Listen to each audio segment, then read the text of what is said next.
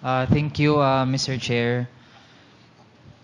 Mr. Chair, gusto ko lang balikan ang nabanggit kanina kasi kinonfirm ni Superintendent Padilla na bagamat ngayon ay hindi niya naaalala na ito pong karo niya na si Colonel Garma yung na-meet niya, pero nung pinakitaan ng picture na kung ano po yung appearance dati, na-confirm po niya na yun yung na-meet niya. Pero on the part of Colonel Garma, ay sinasabi niya hindi niya maalala kung ano yung setting or na exactly ay yun yung kiniklaim ni Superintendent Padilla.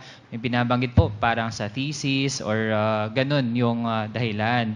So ngayon po gusto nating i-confirm po talaga kay Colonel Garma kasi hindi po pwede na yung isang event ay merong dalawang magkaibang interpretasyon na Mr. Chair. Ngayon po gusto nating malaman ulit dahil nga kinonfirm na ni Superintendent Padilla na si Colonel Garma nga yung na-meet niya noong August 2016. So, kino-confirm po ba ngayon ni Colonel Garma na nandun nga sa meeting na iyon si Superintendent Padilla?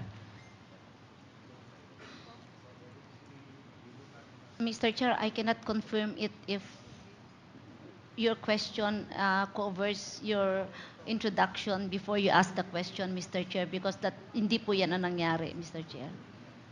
So, ibig sabihin hindi Your po Honor. ninyo kino-confirm yung sinasabi ni Superintendent Padilla? Kasi po ngayon sinasabi na po niya na kayo nga po yung na-meet niya.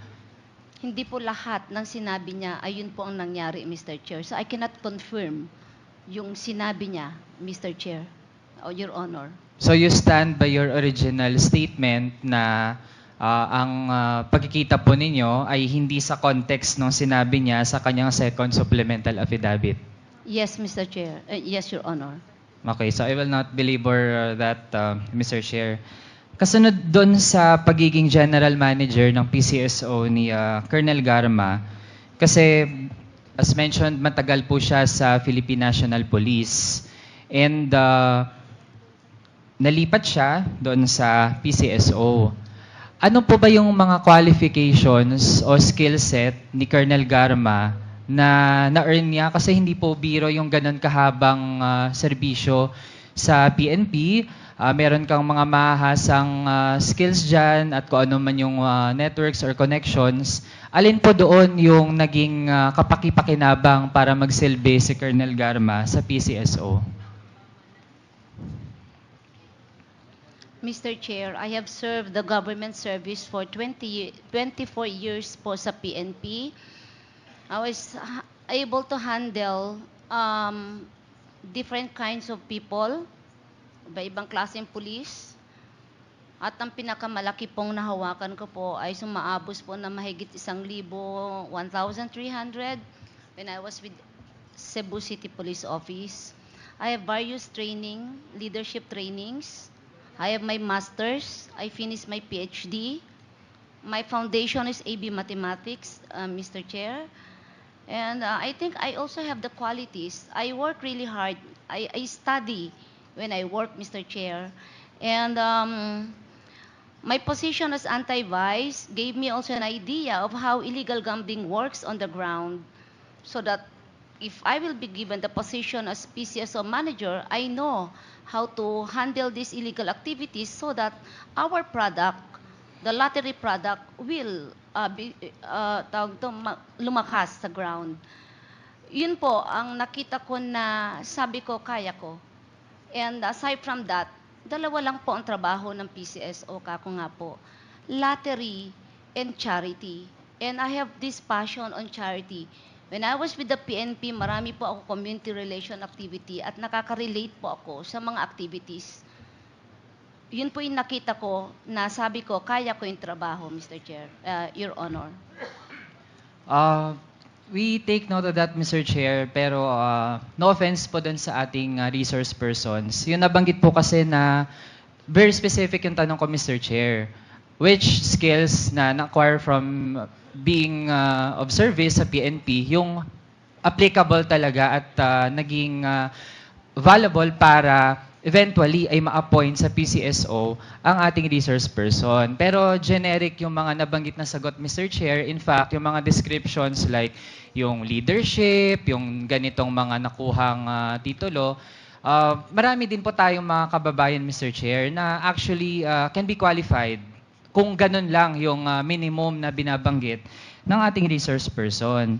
In fact, ang dating pa ay parang minamaliit yung magiging role din dapat ng isang PCSO General Manager na dapat ay tiyakin na malinis at maayos yung pag-manage ng lottery sa bansa. Given din naman na recently may mga issues din doon sa ating lottery, Mr. Chair. Kasunod, ano po ulit yung batas na dapat ay tinitiyak ng PCSO General Manager na napapatupad? That's the PD 1602, Mr. Chair. Ano po yung other That's the- name that's nung the batas? Anti-illegal gambling law. Sa perspective po ba ni Colonel Garma, Mr. Chair, noong past administration ay napapatupad ito across agencies, itong anti-illegal gambling law? Yes, Mr. Chair. Yes, Your Honor. Kung ganun po ang opinion ng resource person, Mr. Chair, I think from the series of hearings that we've had so far, kung pagbabatayan po natin kung paano nag-proliferate yung mga pogo at paano ito naging actually paraan para sa illegal gambling at marami pang mga katakot-takot na mga nangyari sa bansa, Mr. Chair, hindi natin mapagkakatiwalaan yung ganong pamantayan ng ating resource person.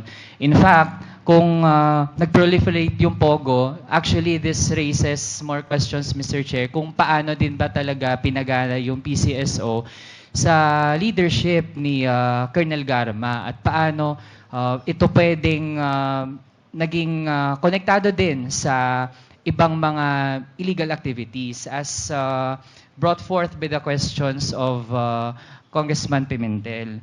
Mr. Chair, nabanggit din na peaceful and one of the most livable ang Davao City. Tapos, in terms of the knowledge of our resource person, kasi nabanggit din dati ni former Senator Leila De Lima na bago naging nationwide ang Oplan Tokhang, meron ng Davao Death Squad na nag-exist para gawing peaceful yung Davao City, Mr. Chair. Ano po ang pagkakaalam ni Colonel Garma sa existence ng Davao Death Squad at sa mga operations nito sa Davao City? Wala po, Your Honor. Can you qualify po? Wala kayong nalalaman or walang existence yung Davao Death Squad? Wala po akong alam, wala po akong nakita. I'm explaining my answer based on my personal knowledge, Your Honor. So despite po yung evidence, yung maraming ebidensya ng mga ginawa ng Davao Death Squad at matagal din po na na-assign sa Davao City si Colonel Garma, tingin po niya ay hindi totoo na may Davao Death Squad. Ganun po ba? Mr. Chair, I do not know what evidence you're referring to. I am just speaking on what I know personally, what I saw, what I hear, what I felt. My 5 senses lang po ang ginagamit ko dito. Wala po akong nakita, wala po akong... I'm telling you kung ano lang po yung alam ko personally, Your Honor. Mr. Chair, hindi po pwedeng takasan lang sa pag-claim ng personal experience yung ating mga tanong, lalo na nag-occupy po ng mataas na posisyon sa ranks ng pulisya si Colonel Garma. In fact, kung ano yung mga hindi niya na-observe, ano yung hindi niya mga nagawa, kung ano yung mga inostisya na napalampas dun sa Davao City, that can actually point to, at the minimum, Mr. Chair, neglect dun sa trabaho, or maximum, ay pagkonsente o pag-implement mismo nung inostisya para mag-create ng semblance ng peace and order sa mga lugar kung saan siya na-assign. Mr. Chair, as punta naman tayo dun sa stint niya sa Cebu bilang police director, dahil nga doon talaga nagmula yung or yun yung kung paano pinatupad yung war on drugs, no, yung police operations na actually ay katakot-takot, Mr. Chair. Ganon din ba yung estilo na dinala ni Colonel Garma nung siya ay na-assign na sa Cebu? Paano pinatupad yung war on drugs nung doon na po kayo na-assign? Mr. Chair, during my stint as the City Director of Cebu City Police Office, I intensified police patrol and community relations, Mr. Chair. Although there are also police operations that we conducted, but I was more focused on crime prevention, Mr. Chair. Mr. Chair, kasi kung pinatupad ang war on drugs based dun sa Memorandum 16 na pinirmahan ng unang police chief under the Duterte administration, kasama nga po doon yung sinasabing pag-neutralize ng mga pinaghihinalaang involved dun sa illegal drug trade. At meron pong nag-testify si Colonel Espinido sa nakaraang hearings na bahagi talaga ng pag-neutralize ay yung pagpatay dun sa mga nililabel na mga drug pushers. So, sa stint nyo as Cebu City Police Office Director, ilan yung tala ng mga napatay na mga drug suspects sa ilalim ng inyong pamumuno? Mr. Chair, may I be clarified on your definition ng napatay? Mr. Chair, ito yung mga, supposedly the police has a record dun sa kung ilan yung mga kinakount nila no, as accomplishments no, dun sa war on drugs. So, yun yung ating tinutukoy and supposedly ay alam yun ng former Cebu City Police Office Director. Mr. Chair, kung namatay po yan at pinatay, I don't consider it a police accomplishment. A police accomplishment is something that you can bring the suspect in para sa hustisya. Pero kung namatay lang dyan, we investigated, it's murder. It's not even considered an accomplishment. It's murder, Mr. Chair, Your Honor. Mr. Chair, it seems na evasive po yung mga sagot ng ating resource person. Consistent po dun sa paano tinatrato ng dating administrasyon yung mga ganitong pagpatay. Hindi lang doon mismo sa loob ng ating mga penal farms, ganyan, pero maging doon sa labas mismo, no? Doon sa ating mga ordinaryong kababayan. So, Mr. Chair, at this point, no, I would end my interpellation and reserve other questions sa iba pa nating mga resource persons. Thank you. Thank you, Congressman Manuel. Before the next interpellator, the Chair would like to recognize the presence of Congressman Joel Chua, Congressman Raymond Mendoza, Congressman Edu Rama, Congressman QT Del Mar, Congressman PM Vargas, and Congresswoman Jam Baronda. So the next interpellator is Congressman Chino Almario. You are recognized. Thank you, Mr. Chair. And I'd like to direct my questions again to Colonel Garma, if that's okay. I would just like to pick up on a few points muna made earlier. First, nung kay Congressman Johnny Pimentel, and another point that was also brought up by our colleague, Congressman Raul Manuel. The first is on the question of personal relationship to our former president. No? Sabi niyo po, ma'am, and please confirm, na you did not or you do not ask favors from any political entity, any political figure for the advancement or the enhancement of your career. Tama po ba yun? Yes, Mr. Chair. Okay. That being said, it was also, Colonel Garma also mentioned earlier na when she applied for her position, for the position of General Manager sa PCSO, she approached then Special Assistant to the President, Bongo, for the transmittal of her letter to the President, to which she was given a reply na babasahin ito ni President. Tama po ba? Yes, Mr. Chair. So, Mr. Chair, there is still inconsistencies pa rin with the testimonies or the narrations given by Colonel Garma, and we'd like to explore it even further. But to bring it back again to PCSO, so even if, sabi nga kanina ni Congressman Jay Suarez, na to give the general manager position to somebody who has no background in that same institution is unheard of or unusual. And kanina, sabi ni Congressman Raul, and I'd like to reiterate, what merits did you warrant to get the coveted position of General Manager of PCSO? Mr. Chair, yung pinalitan ko po ay isang general din po. Siguro din tanungin po natin, ano din ang, then the chairman is also a retired general, Mr. Chair, I'd like to remind again our resource person, can Yeah, we please, okay, the yeah, question I'm was, sorry. what I'm merits sorry. do you think po? That's it. did you have? I have mentioned it already, Mr. Chair, yung pong qualification ko. Mr. Chair, and then I submitted that. I applied for the position. I did not retire agad po when I applied kasi hindi ako sure kung tatanggapin po yung application ko. Hindi kayo sure, ma'am, bakit? Hindi ako sure.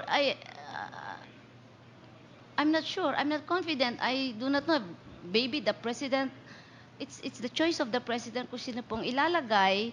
So, Ma'am, baka Mr. Chair, babasahin pa I'd po like yung to- aking resume. Mr. Chair, I'd like to highlight that again. So maybe the president, Yeah, he will From still his choice. study. Yeah, everybody knows it's the president, Your Honor, is going to choose. correct. So, I submitted my application and he will decide whether I am qualified or I'm not qualified for the position, Mr. Chair. So, I waited before I retired.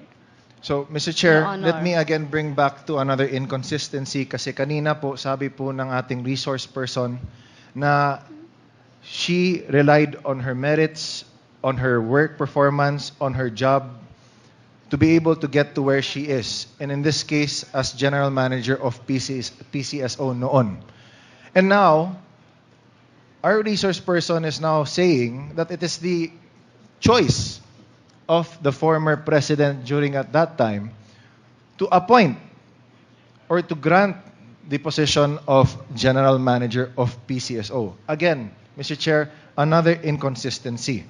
And speaking of inconsistencies, let me try to bring it back sa narrations sa mga sinumpang salaysay ng mga PDLs natin noon at ni Superintendent Padilla. By the end of the day, To bring it back muna to Davao City, Colonel Garma, tama po ba na 2011 hanggang 2016 ay nakatalaga kayo bilang station commander ng Davao City in two different stations po?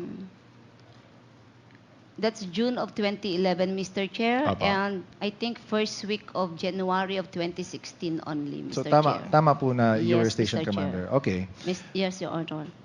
Mr. Chair, noong panahon ng inyong panunungkulan bilang station commander, particularly po noong 2016 nang nakaupo na po si President then Rodrigo Roa Duterte bilang Pangulo, alam niyo po ba na idineklara niya ang giyera laban sa droga? I was on schooling during that time, Your Honor. I have no position from, I think, second week of January until the whole of 2016, until December of 2016. I don't have any position. I was undergoing schooling, Ma'am, Your Honor. gusto ko lang po itanong, ma'am, kung nalaman niyo po ba na ito po yung sinabi po ng ating dating Pangulo Of- na war on drugs po tayo ngayon? Lahat po siguro ng police aware. Correct. And even po hindi po police, Mr. Chair, is a public knowledge, Pati Your ako, Honor. ma'am, college student pa ako Yes noon. po, Your Nalaman ko Honor. rin yun. So, okay. At bilang isang station commander ng PNP po, na isang law enforcement agency, nakibahagi po ba kayo sa war on drugs na minandato ng ating dating Pangulo? Your Honor, hindi po ako station commander nung nag-start na po maging presidente. Mayor lang po siya nung nag-station commander ako, hindi po siya presidente, Your Honor. Okay. So, balik natin nun.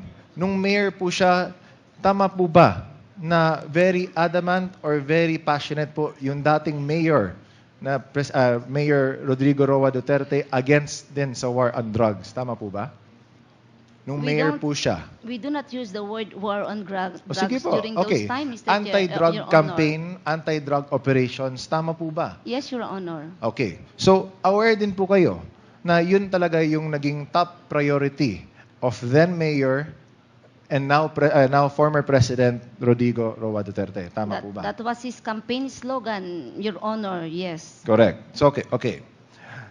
Kabilang po sa mandato ninyo bilang isang law enforcement officer, during that time, may mga nakikilala po ba kayo? Or at least na nalalaman po ba kayo mga operations kalaban? Or tinatarget ang mga drug personalities, mga drug lords and the like? May I be clarified kung yung nalalaman, how do we define nalalaman, Mr. Chair? As in, like, for example, na meron suspect na kilalang drug lord or high-profile target at pumupunta sa iyo or dumadating sa iyo na, okay, ito yung operasyonan or kaya gumawa tayo ng isang operation para mahuli itong drug personality. No, Your Honor, that's not how it works How does it on work the ground. then, ma'am? We have to build a case, Your Honor. During that time when I was with CIDG, wala po kaming operation because more on financial investigation po ang CIDG. Sorry, more on? Financial investigation po ng mga identified who has records on drugs based sa intel, Your Honor. So based po sa intel, nalaman niyo rin po na may mga Chinese drug lords na high-value targets na nandun din sa loob ng Dapicol at that time. Tama po ba? No, Your Honor, I'm not aware of that. Bakit? Because I was on schooling and I don't have any hand on any information or intel, none, Your Honor. Sino po ba yung in charge po dati sa CIDG during that time? I think during 2016? 2016 there is a two regional chief of CIDG noong 2016 po, Your Honor. Okay. Can you name both? I think it's Colonel Pernito, sir. I cannot. Tama po ba na I si cannot Commissioner Leonardo was also? Naging regional chief din po siya ng Region 11 and meron pa pong isa noong Okay. 2016, Your Honor. Your Honor. During the time na nandun yung mga Chinese drug lords, I'd like to direct this question naman to Commissioner Leonardo. Sir, aware po kayo na may mga high-profile Chinese drug lords, identified as Chinese drug lords, nandoon sa loob ng Dapicol. Tama po ba? Hindi particular po dun sa iniimbestigahan, Mr. Chair. Ang alam ko po, marami pong drug lord na nakakulong sa buong Bucor po, covered po ng Bucor. Okay. Thank you, Mr. Chair.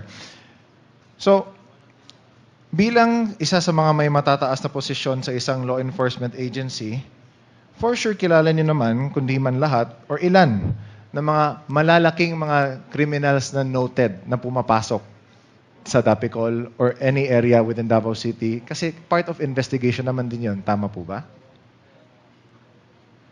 Hindi po kami ni-inform kung Okay.